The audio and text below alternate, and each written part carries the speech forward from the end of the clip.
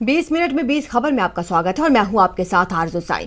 हम अगले 20 मिनट में आपको देश दुनिया की 20 ऐसी खबरें बताने वाले हैं जो इस वक्त न केवल सुर्खियों में हैं बल्कि दिलचस्प और अहम भी हैं। तो शुरू करते हैं 20 मिनट में 20 खबरों का सिलसिला। सबसे पहले देखेंगे राजस्थान की कौन कौन सी खबर इस वक्त अहम है। कोरोना का प्रकोप बढ़ता ही जा रहा है और अब ये मुख्यमंत्री अशोक गहलोत के घर तक पहुंच गया है। सीएम गहलोत की पत्नी सुनीता गहलोत के कोरोना पॉजिटिव होने के बाद अब सीएम गहलोत भी कोरोना पॉजिटिव हो गए हैं। सीएम गहलोत ने खुद ट्वीट कर ये जानकारी दी और लिखा कि प्रोटोकॉल के अनुसार होम आइसोलेशन में उनका ट्रीटमेंट शुरू हो गया है और अब वो भी एहतियातन आइसोलेशन में रहेंगे। साथ ही डॉक्टरों और अधिकारियों के साथ रोजाना शाम 8:30 बजे होने वाली कोविड समीक्षा बैठक में भी शामिल होंगे। आपको बता दें कि प्रदेश में कोरोना का संक्रमण बढ़ता ही जा रहा है।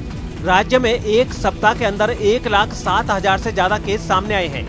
सरकारी आंकड़ों के मुताबिक पिछले 7 दिनों में 599 लोगों की मौत हुई है। केसों की संख्या तेजी से बढ़ने की वजह से अस्पतालों में बेड की कमी भी बढ़ती जा रही है। कोरोना संक्रमण के भयावह होते हालात से निपटने के लिए हाल ही में 3 मंत्रियों के समूह को दिल्ली भेजने के बाद अब गहलोत सरकार अधिकारियों का एक दल चीन भेजने पर विचार कर रही है। ये दल ऑक्सीजन और कंसंट्रेटर समेत अन्य संसाधनों की उपलब्धता के लिए चीन जाएगा। इसके साथ ही सरकार की ओर से अन्य देशों से संसाधन जुटाने की कवायद तेज कर दी गई है। मुख्यमंत्री निवास पर बुधवार को हुई कोविड-19 की समीक्षा बैठक में मुख्य सचिव निरंजन आर्य ने ये बात कही। बैठक में मुख्यमंत्री अशोक गहलोत ने कहा कि राज्य सरकार कोरोना संक्रमण की दूसरी घातक लहर से बेहद चिंतित है।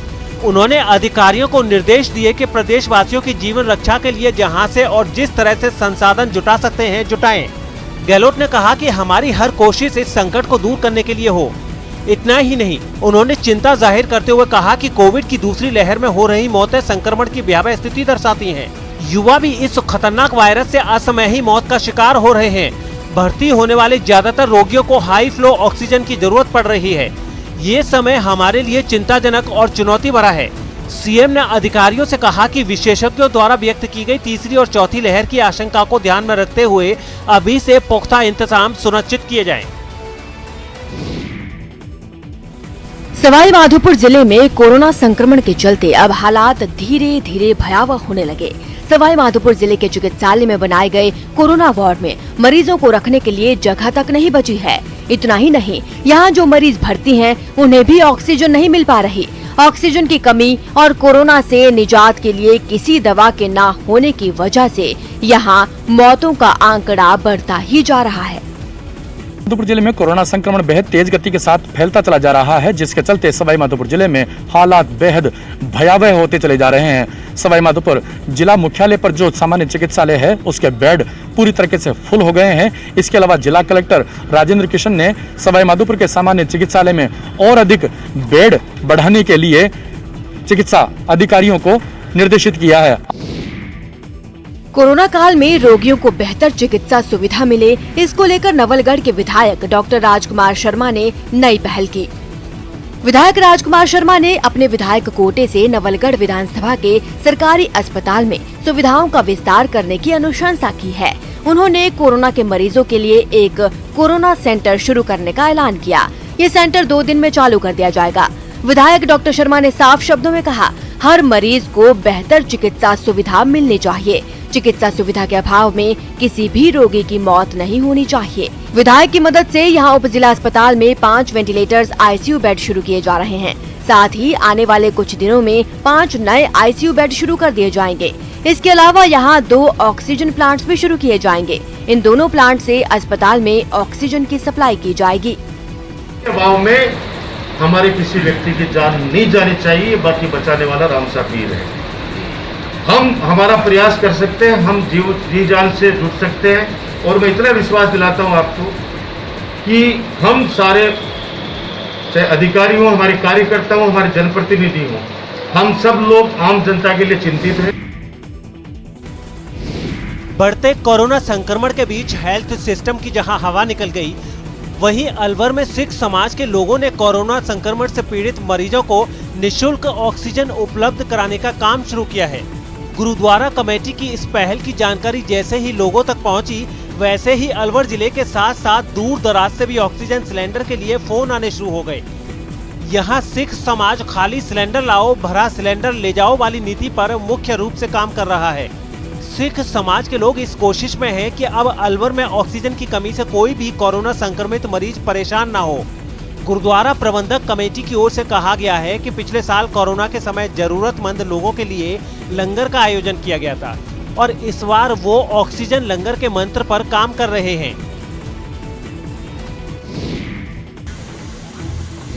कोटा की इस फैक्ट्री में अब तक कई गैसों और मटेरियल्स का उत्पादन हुआ करता था, लेकिन अब यहाँ प्राणवायु ऑक्सीजन तैयार की जा रही है।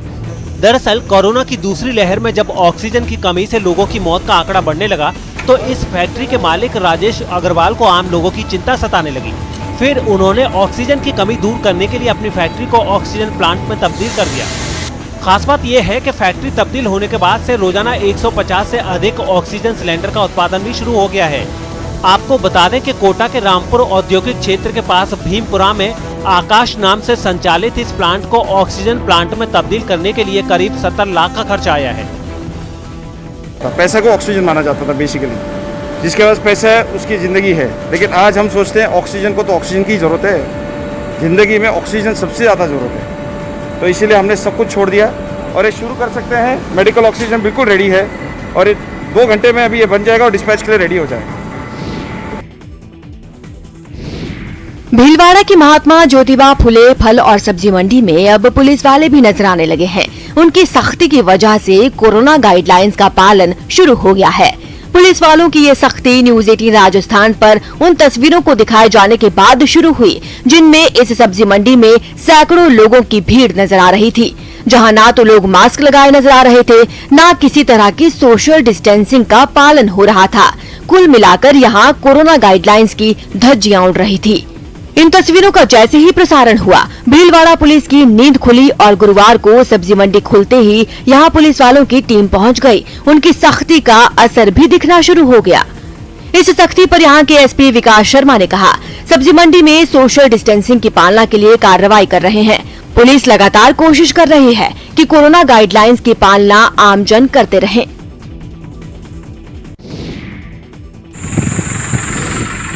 सड़क पर इस असहाय बुजुर्ग को देखा तो इस रास्ते से गुजर रहे कई लोगों ने था, लेकिन कोरोना की दहशत की वजह से किसी ने इन्हें अस्पताल पहुंचाने की जहमत नहीं की।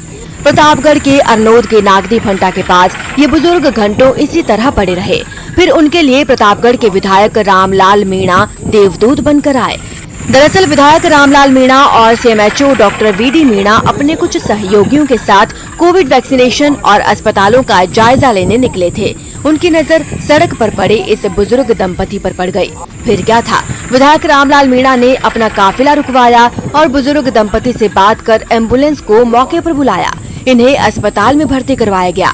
जिस बुजुर्ग महिला को रामलाल मीणा ने अस्पताल में भर्ती करवाया है, उनका नाम रमीला है। रमीला के पति का कहना है कि रमीला को सांस लेने में समस्या आ रही थी, इसी वजह से वो उन्हें अस्पताल ले जा रहे थे, लेकिन रास्ते में ही उनकी तबीयत बिगड़ गई और उन्हें मदद के लिए सड़क पर बैठना पड़ा। अजमेर के एसपी कार्यालय पर इंसाफ की मांग के लिए पहुंचे इस पुजारी का नाम फतेह सिंह है। फतेह सिंह ब्यावर के रहने वाले हैं और उनका कहना है कि उनकी और उनकी पत्नी की पड़ोसियों ने बेरहमी से पिटाई की और पिछले 3 दिन से लाख कोशिशों के बावजूद ब्यावर पुलिस उनकी रिपोर्ट दर्ज नहीं कर रही। इतना ही नहीं, फतेह सिंह का ये भी आरोप है कि पड़ोसी उन्हें उनके अपने ही घर नहीं जाने दे रहे, जिसकी वजह से वो और उनकी पत्नी पिछले 3 दिनों से सड़क पर रहने को मजबूर हैं। मेरे साथ बहुत बढ़िया अनहोनी हुई है और पूरा एक फैमिली जो 40-50 लोग हैं, वो लोग सभी एक साथ आकर के मेरे को मारना पीटना शुरू किया और सीसी कैमरे वगैरह लगे हुए थे और वो सब तोड़ के रिसीवर वगैरह लेके चले गए। जब जब यहाँ हवाएं तेज होती हैं, यूं ही शहर भर में कूड़े में पड़े पॉलीथीन का अटैक शुरू हो जाता है। पॉलीथीन अटैक की ये तस्वीरें पोखरण के आशापुरा मंदिर रोड स्थित सब्जी मंडी के पास की हैं। यहाँ सब्जी मंडी के व्यापारी जमकर स्वच्छ भारत अभियान की धज्जियां उड़ाते हैं और उसी का नतीजा है ये तस्वीरें। आपको बता दें कि पूरे प्रदेश में इस तरह की पॉलीथीन पर प्रतिबंध लगा हुआ है, लेकिन जो कुछ तस्वीरों में नजर आ रहा है उससे ये साफ है कि पॉलीथीन पर प्रतिबंध का क्या कुछ असर हो रहा है। 20 मिनट 20 खबर में अब देख लेते हैं कुछ दूसरे राज्यों की खबरें। कोरोना संकट के बीच सांस बचाने की मुहिम जारी है। पूरी दुनिया इस जंग में भारत के साथ है। रूस के साथ ही अमेरिका और ब्रिटेन भी भारत की मदद कर रहे हैं। ब्रिटेन से ऑक्सीजन कॉन्सेंट्रेटर की एक खेप भारत पहुंची। 120 ऑक्सीजन कॉन्सेंट्रेटर्स की ये खेप दिल्ली एयरपोर्ट पर पहुंची, जिसे जल्द ही कोरोना मरीजों के लिए इस्तेमाल में लाया जाएगा। ऑक्सीजन के बढ़ते संकट के बीच ऑक्सीजन कॉन्सेंट्रेटर्स की मांग अचानक बढ़ गई है। ऑक्सीजन कॉन्सेंट्रेटर्स वो उपकरण हैं जो हवा से ऑक्सीजन लेकर मरीजों तक पहुंचाते हैं। माना जाता है कि एक ऑक्सीजन कॉन्सेंट्रेटर प्रति मिनट 5 से 10 लीटर ऑक्सीजन सप्लाई कर सकता है। देश भर में ऑक्सीजन की कमी एक बड़ी समस्या बनी हुई है। शहर दर शहर मरीज ऑक्सीजन न मिलने से बेहाल हैं। यहाँ तक कि देश के बड़े सरकारी अस्पतालों में भी ऑक्सीजन की किल्लत महसूस की जा रही है। इस हालात से निपटने के लिए भारत सरकार ने भी 1 लाख ऑक्सीजन कॉन्सेंट्रेटर्स मशीनें खरीदने का ऑर्डर दे दिया है, जो जल्द ही जरूरतमंदों तक पहुंचने लगेंगी। पुलिस कर्मियों को कोरोना से बचाने के लिए दिल्ली के अलीपुर इलाके के थाने में भाप लेने के लिए मशीन लगाई गई है। डॉक्टरों का भी सुझाव है कि कोरोना से बचने के लिए भाप लेना काफी फायदेमंद है और यही वजह रही कि थाने में भाप लेने की मशीन लगा दी गई, ताकि बाहर निकलने वाले पुलिस वाले कोरोना के खतरे से बचे रहें। इस मशीन के स्विच को पैर से दबाते ही भाप निकलने लगती है और एक साथ 2 लोग इसका फायदा उठा सकते हैं।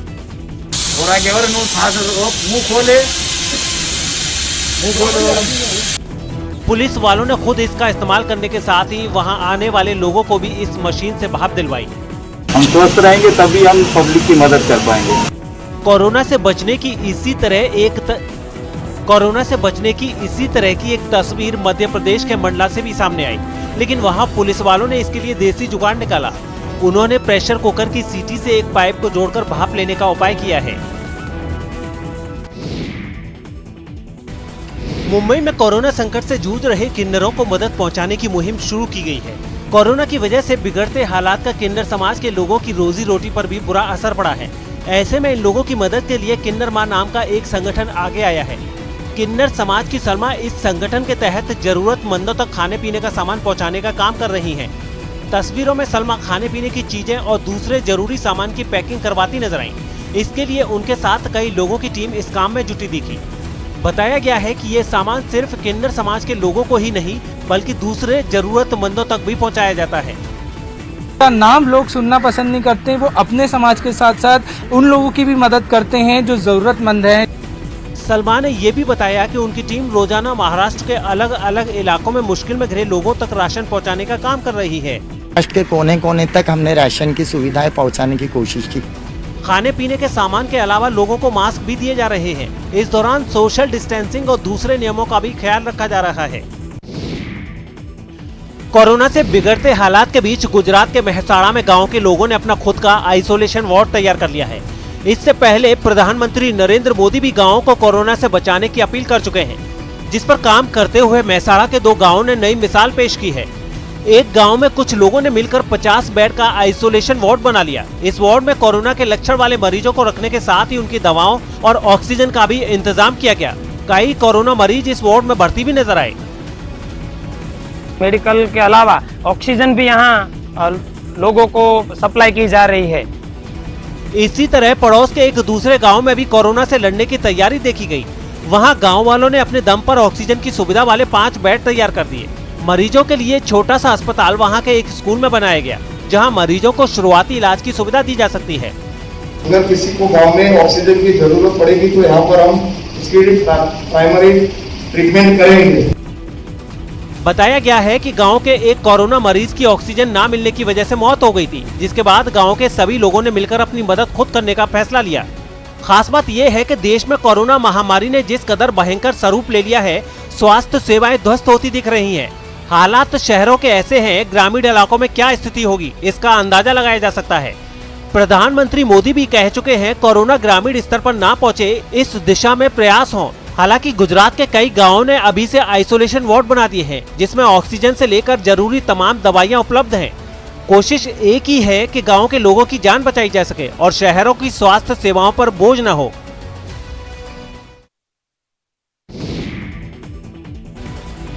कोरोना की नई लहर से निपटने के लिए बिहार में नाइट कर्फ्यू लागू है, जिसमें केवल जरूरी सेवा से जुड़े लोगों को ही छूट मिली है। मगर सरकार की ओर से जारी कोरोना निर्देशों की अनदेखी करने से कुछ लोग बाज नहीं आ रहे, जिसकी एक तस्वीर नालंदा के लक्ष्मी विघा गाँव से भी सामने आई है, जहाँ लोगों की भीड़ जुटाकर डांस कार्यक्रम हुआ। इस कार्यक्रम में शामिल हुए लोगों ने ना तो मास्क लगाए और ना ही उनके बीच में 2 गज की जरूरी दूरी नजर आई।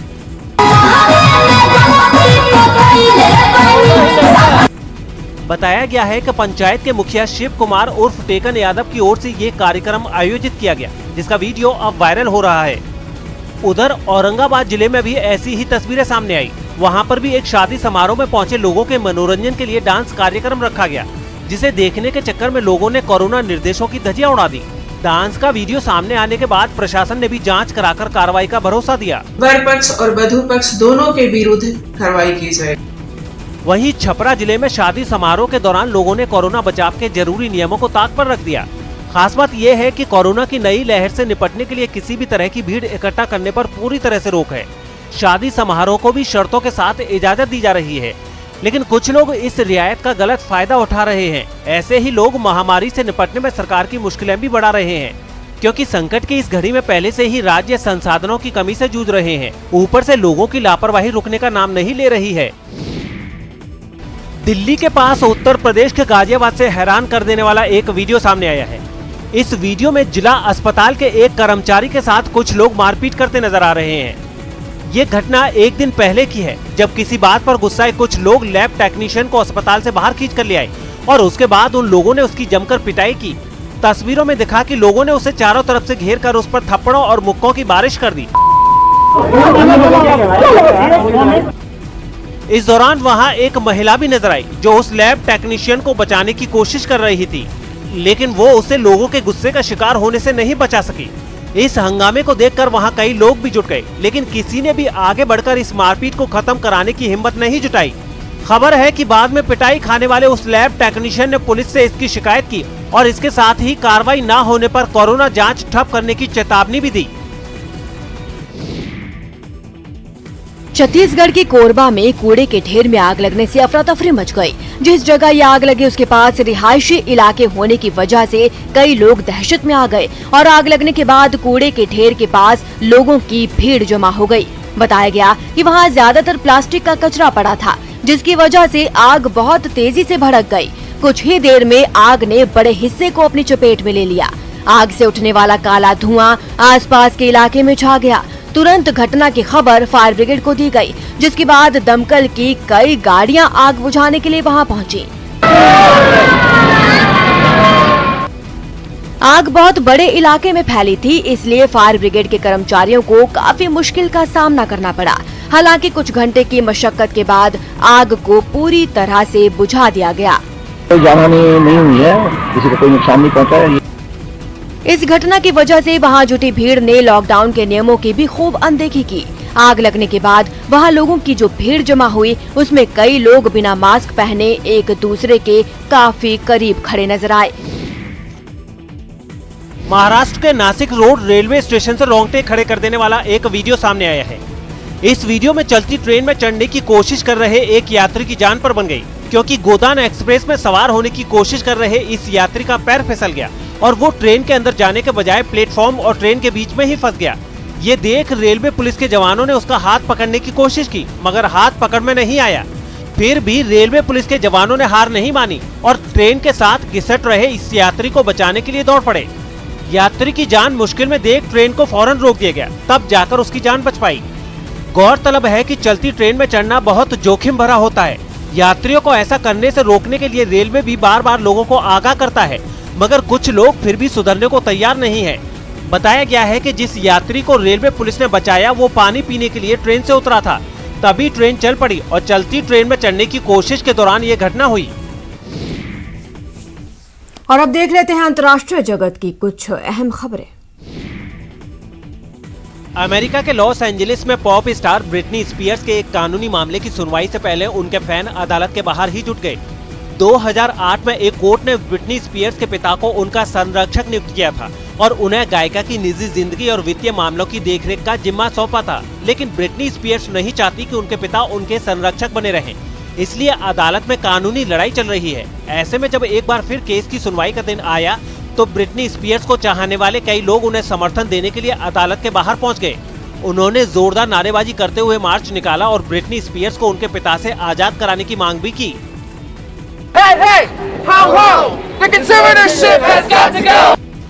ब्रिटनी स्पीयर्स की एक फैन तो वर्जीनिया से 4000 किलोमीटर से ज्यादा का सफर तय करके लॉस एंजलिस पहुंची और मीडिया के सामने ही उसने अपना सिर मुड़वा लिया।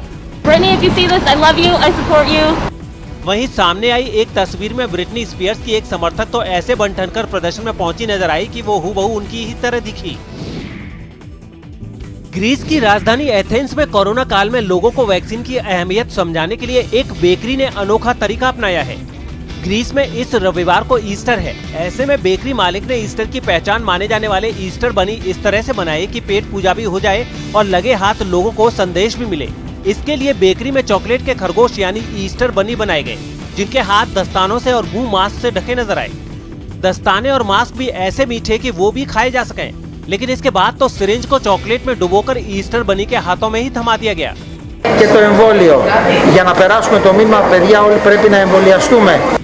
बेकरी ने कोशिश की कि लोग वैक्सीन थामे ईस्टर बनी को देखकर ही कोरोना का टीका लगवाने के लिए प्रेरित हों और उसकी ये कोशिश कामयाब भी हुई।